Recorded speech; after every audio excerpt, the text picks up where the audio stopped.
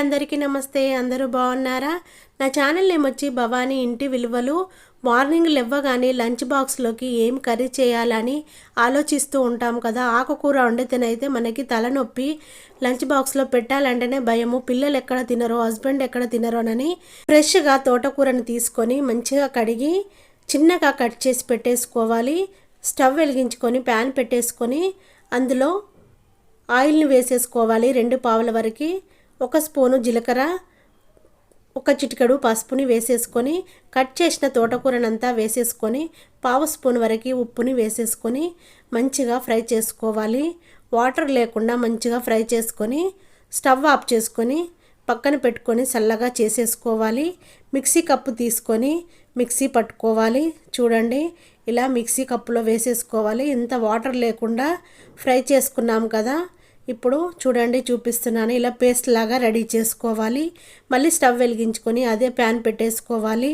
మళ్ళీ 2 పావుల వరకు ఆయిల్ని వేసేసుకోవాలి. పోపులను వేసేసుకొని రెడ్గా ఫ్రై చేసుకోవాలి. ఎండుమిర్చి 2 తీసుకొని తుంచి వేసేసుకోవాలి. రెడ్ కలర్ వచ్చేంత వరకు ఫ్రై చేసుకోవాలి. కట్ చేసి పెట్టుకున్న ఉల్లిపాయ ముక్కలని వేసేసుకోవాలి. గోల్డెన్ కలర్ వచ్చేంత వరకు ఫ్రై చేసుకోవాలి. కరివేపాకును వేసేసుకోవాలి. పిల్లలు ఇలా తినకపోతే చేసి పెట్టండి. లంచ్ బాక్స్ రిటర్న్ తేకుండా చాలా ఇష్టంగా తింటారు. పిల్లలు కానీ హస్బెండ్ కానీ చాలా చాలా బాగుంటుందండి. ఒక్కసారి చేసి చూడండి, టేస్ట్ మాత్రం అద్దిరిపోతుంది.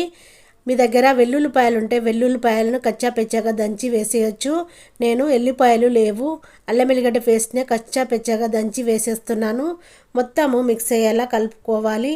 మనం పేస్ట్ చేసి పెట్టుకున్న తోటకూరనంతా వేసేసుకోవాలి. 1/2 స్పూన్ వరకు కారం పొడిని వేసుకొని మొత్తము మిక్స్ అయ్యేలా కలుపుకోవాలి. మీరు కావాలనుకుంటే పచ్చిమిర్చిని కూడా వేసేసుకోవచ్చు. టేస్ట్ కూడా చాలా చాలా బాగుంటుంది. నేను కారం పొడిని మాత్రమే వేసేస్తున్నాను. ఉప్పు తక్కువగా ఉందా సరిపోయిందా అని ఒకసారి చెక్ చేసుకోవాలి.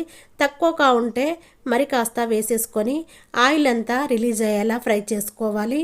వేడివేడి అన్నం అంతా కుల్లగా చేసేసుకొని మనం ఫ్రై చేసి పెట్టుకున్న తోటకూరనంతా వేసేసుకొని అన్నంలో అంతా కలుపుకోవాలి.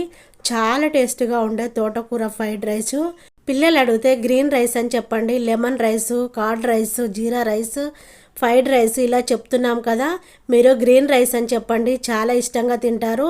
తోటకూర రైస్, తోటకూర ఫ్రైడ్ రైస్ చాలా చాలా టేస్ట్గా ఉంటుంది.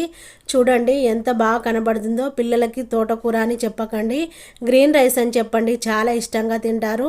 హస్బెండ్ కూడా చాలా చాలా బాగా తింటాడు. ఇలా చేసి పెట్టండి. కాజుని ఆయిల్లో ఫ్రై చేసి ఇలా పైన వేసి లంచ్ బాక్స్లో పెట్టండి. ఇంట్లో బ్రేక్ఫాస్ట్ లాగా కూడా చేసి పెట్టండి. నేను చేసిన తోటకూర ఫ్రైడ్ రైస్ వీడియో నచ్చినట్టయితే నా వీడియోకి లైక్ కొట్టండి. మీ వాళ్ళందరికీ షేర్ చేయండి. నా ఛానల్ సబ్స్క్రైబ్ చేసుకోండి. బెల్ సింబల్ వస్తుంది, దానిపైన క్లిక్ చేస్తే ఆల్ అనే ఆప్షన్ వస్తుంది.